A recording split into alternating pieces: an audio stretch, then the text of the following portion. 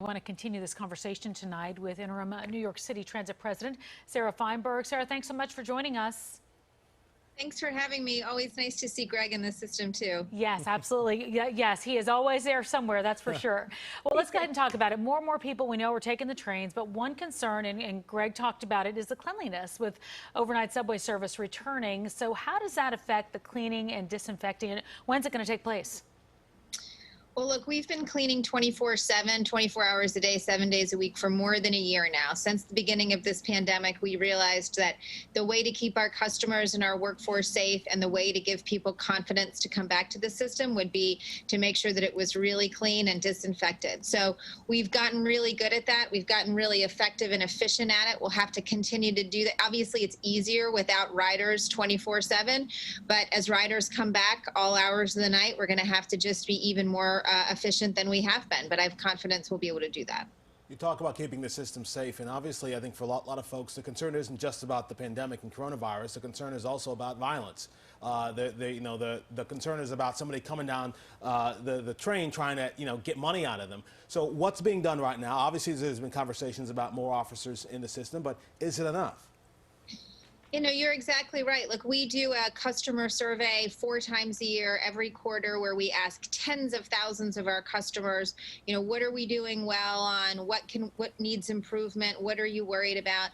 And in our most recent customer survey, 87% of our customers said, I'm worried about crime and harassment. Please do more to address this issue. And so that's one of the reasons you see us out there talking about this all the time. It's not because we want to, talk about the things that are happening in the system that are bad news. We want to be talking about good news all the time, but I think it's really important to be transparent with our customers and our workers about where we have issues and what we're doing to address those issues. So look, we have thrown everything we can at this. We've got MTA police out in the system, deep in the subway system. I've hired security contractors. I've ordered thousands of cameras. I'm installing them as fast as they come in. They don't sit in a warehouse.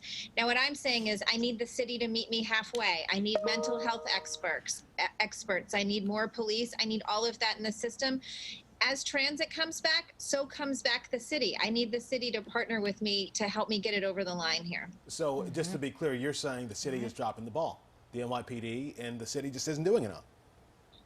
When I'm trying to get someone to work with me, I usually don't say they're dropping the ball. So what I'm saying is... Well, I'm saying it. You're not saying it. You blame me for that.